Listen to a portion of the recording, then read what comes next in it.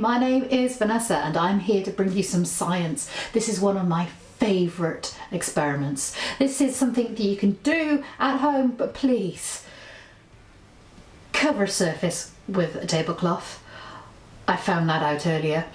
Or do it outside. Just don't do it on a work surface. This is cornflower slime. For this, you will need some corn flour, some water, and some food colouring. That's it. There are some other ways to make slime, and they do make such a lovely texture, but there is a bit of debate about it. So stay on the safe side, and I will go into this later. I'm sticking with the corn flour. Even if you eat it, it doesn't matter. So what do you reckon to my setup? It's an experiment in itself. We'll see if it works. So I'm going to show you how to make this slime. Just make sure you've got everything covered, everything protected. This will very likely get messy.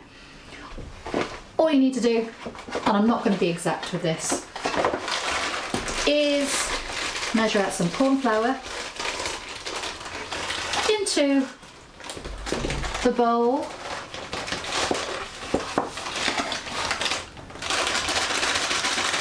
Mess starts already. Now, I don't measure this out. I just look for the consistency. That is, consistency is how thick you want it. How much do you want it to run? You'll see. Now, it is a good idea to mix the food colouring into the water. It gives you a nice even colour. Now what am I going to use? Should we go blue? Blue slime, why not? Right. Oh, lovely colour. Okay. Look at that. Beautiful. Right. So just add the water in slowly, mix it slowly together.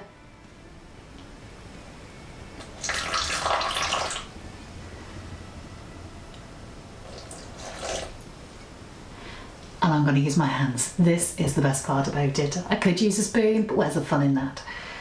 Right. Oh, and this is going to be baby blue. Now you can see already I put too much water in. It's runny. It's a liquid. This slime does not want to be a liquid, it wants to be slime. So all you have to do is get your box messy and add a bit more corn flour, little by little. Now I can feel already what I'm looking for. You're kind of looking for a custardy consistency. I can already see that that is thicker than before. I'm going to add a little bit more.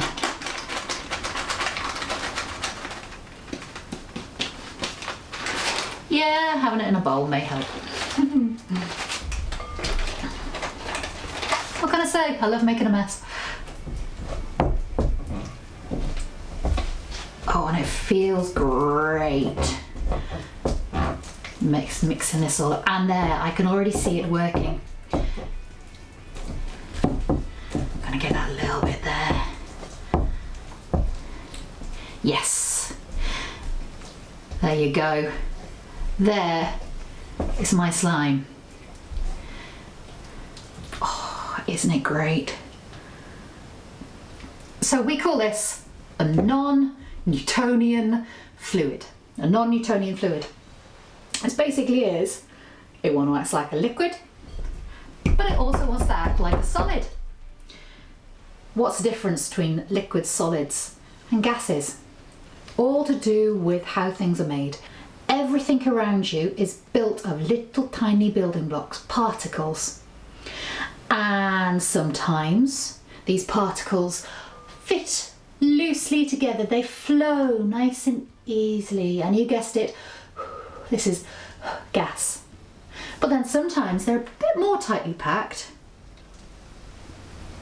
And they stick together, but they flow. They fill a cup, they fill a puddle. It's a liquid. But then sometimes those particles are really held together really well. And then you get a solid. So in here, this non-Newtonian fluid, there was a chap called Newton, Isaac Newton, and he described how things moved. A liquid should always be a liquid, flowing no matter what. But this non-Newtonian fluid wants to stay solid. When you punch those particles together, they grab each other. But then, when you let them relax, they flow apart and become a liquid again. Deliciously gloopy. So why do I like to use good old cornflower slime as opposed to other slime recipes? Well, a lot of the slime recipes ask you to use a reactant. Something like liquid starch or washing liquid. Or there is an ingredient called borax.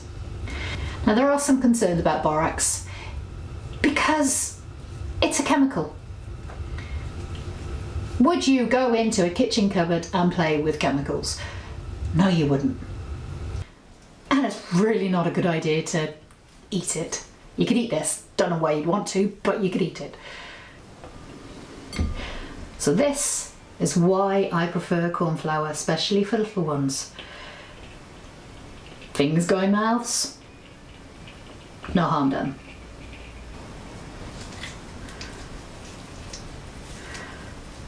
Of course, I'm not saying that you can't use borax.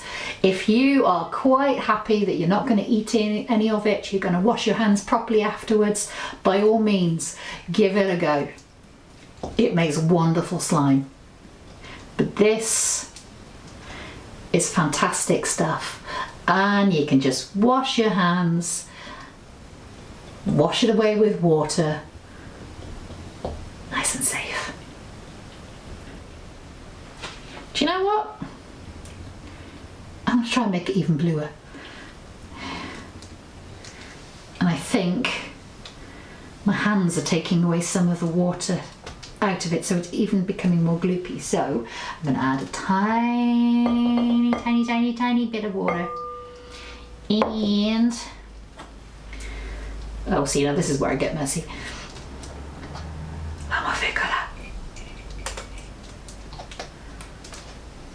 Let's see what this does. So that's the beauty of science experiments. You can just play, see what happens.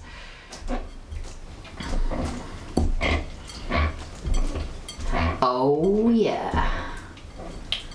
Look at that colour.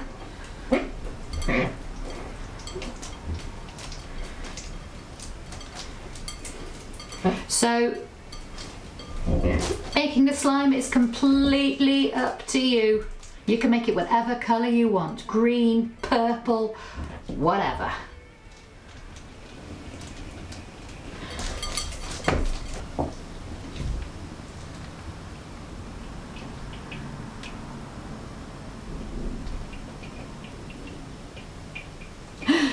So if you like this experiment, give me a thumbs up, give it a like.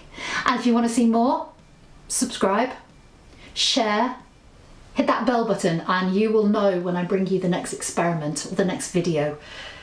I'm going to bring them out 3 times a week. There'll be different things. You'll never know what I'm going to release. I'm going to aim for Monday, Wednesday and Friday at 5 o'clock.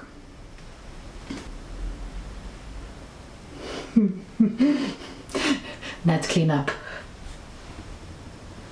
I don't think I was as bad as last time. That's good. Thanks for watching.